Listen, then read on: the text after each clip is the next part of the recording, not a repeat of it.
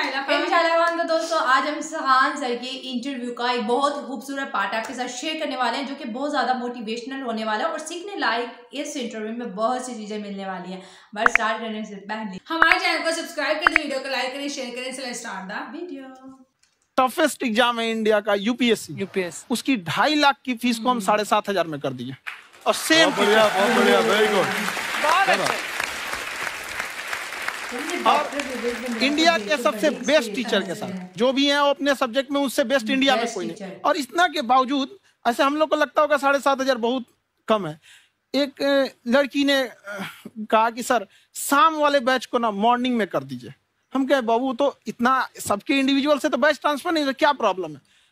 उसने कहा ना शाम में हमको दूसरे के यहाँ बर्तन मांजने जाना होता है।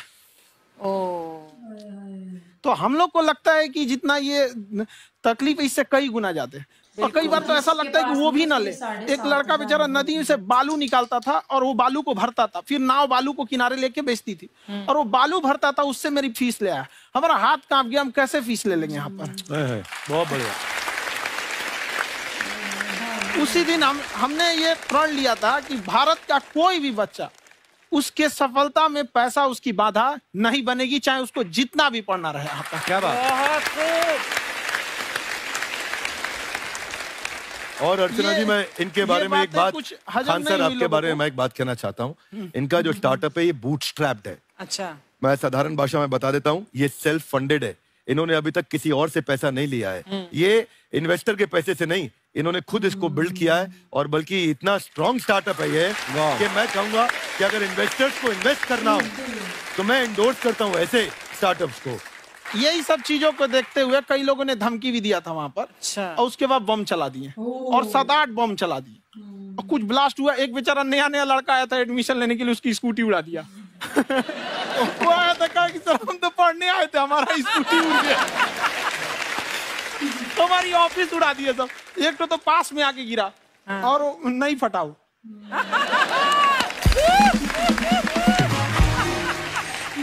बाद में बहुत सारे लोग धमकियां दिए, लेकिन कहते हैं ना सूरज कितना भी तेज चमक ले समंदर नहीं सुखा सकता। वाह वाह वाह, क्या बात है। मैम एक्चुअली ये फीस कम करने का एक और रीजन है। 2.5 लाख 3 लाख की जो फीस में सब लोग पढ़ाई अफोर्ड नहीं कर पाते। इसलिए वो कुछ ही लोग अफोर्ड कर पाते हैं, तो उनका मेंटल लेवल तो बहुत ऊपर चला जाता है। लेकिन एक पूरे देश का मेंटल लेवल थोड़ा सा स्टेबल नहीं हो पाता। तो जब फीस कम रहेगी तो हर वो लड़का तैयारी करने के लिए आगे आएगा जिसका सपना है देश के लिए कुछ करने का। सीटें लिमिटेड हैं, उन्हें को मिलेगी, लेकिन जिन्हें नहीं मिलेगी उसे मिलेगा देश का एक जिम्मेदार नागरिक। तो इस देश को बदलना। हम लोग विश्व गुरु कहे जाते थे। क्यों? क्योंकि दुनिया से लोग हमारे यहाँ पढ़ने आए थे। चाइना से ह्वेनसांग आया, फायान आया, आज कोई नहीं आता है। हम लोग का उद्देश्य एक समय आएगा जो फिर आएंगे यहाँ पढ़ने के लिए। क्या बात है।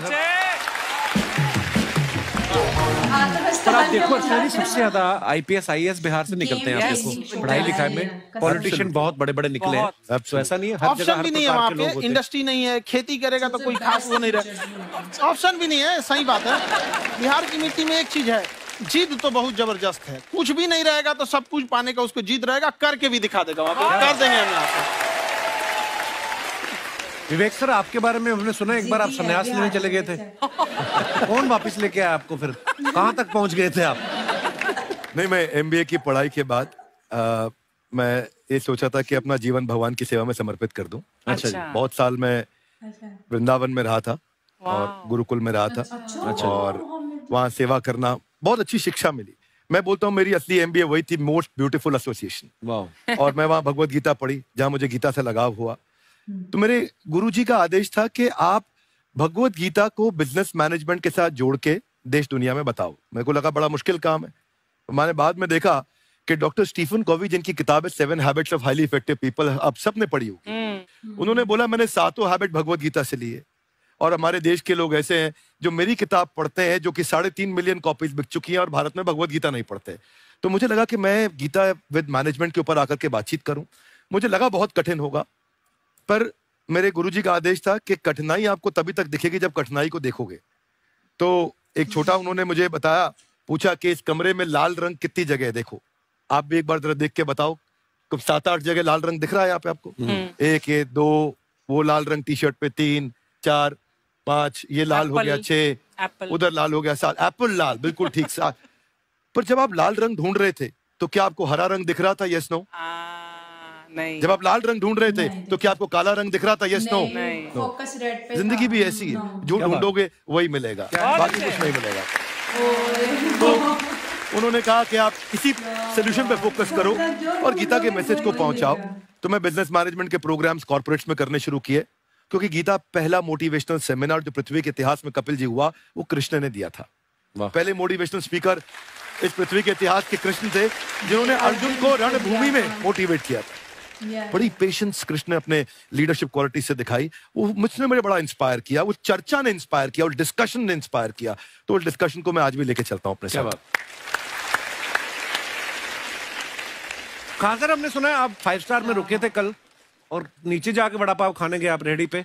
एक्चुअली क्या है ना कि वहां जो चीजें सीखने को मिलती है ना, खाली पेट और खाली जेब इंसान को जो सिखाते हैं वो किसी यूनिवर्सिटी कॉलेज में नहीं सिखाया जाता। और गरीबी बड़ा बेशरम चीज होती है। तो कहते हैं कि मौत भी तू जल्दी आया कर गरीब के घर में। कफन का पैसा भी खर्च होता है दवाइयाँ खरीदते खरीदते। हाय हाय हाय, क्या बात है। और खान सर की खासियत ये है कि जिसको तो पढ़ना है, जिसको एजुकेशन चाहिए, वो तो इनका वीडियो देखते हैं।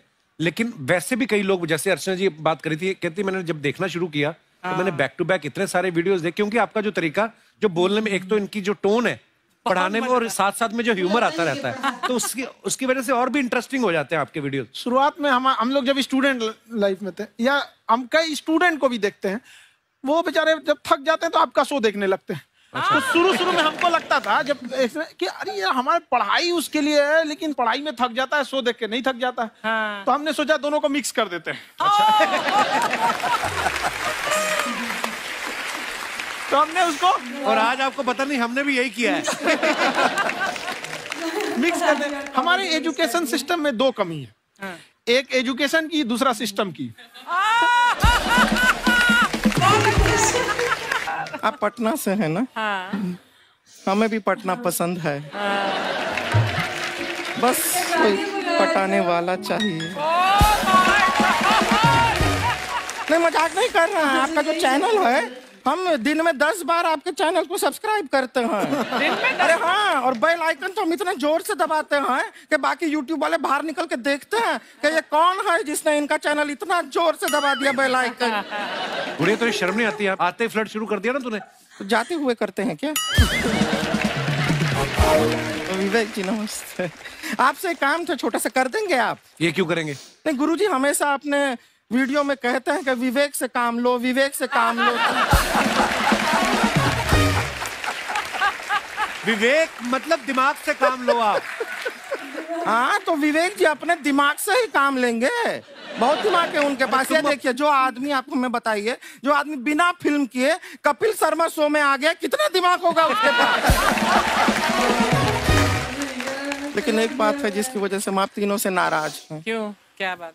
हर चीज में मोटिवेट मोटिवेट मोटिवेट क्या होता है? सच कह रहा है, जब भी ये शब्द सुनते हैं हमें लगता है कोई हमें चिढ़ा रहा है। बदल दीजिए ना, खाली मोटिवेट बोलना ही क्यों जरूरी है? कुछ और कीजिए।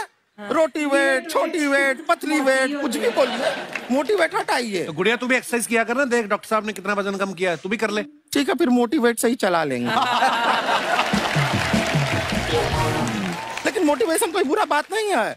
हमारे दादाजी भी वैसे बहुत मोटिवेट करते थे। हाँ, एक बार तो तालाब में डूब रहे थे हमारे दादाजी।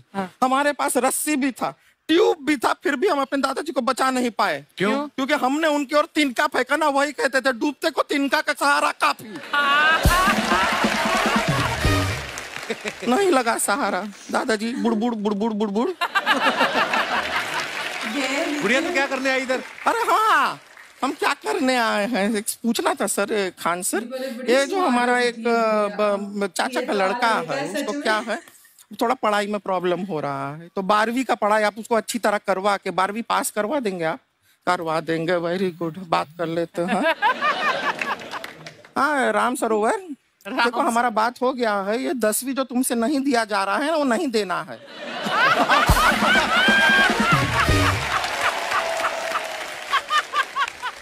टेंशन नहीं है, 10वीं का खान सर से बात हुआ, ये सीधा 12वीं पढ़ा के पास कर देंगे। अरे ऐसे नहीं होता, पहले 10वीं पास करनी पड़ेगी, फिर 12वीं होगी ना।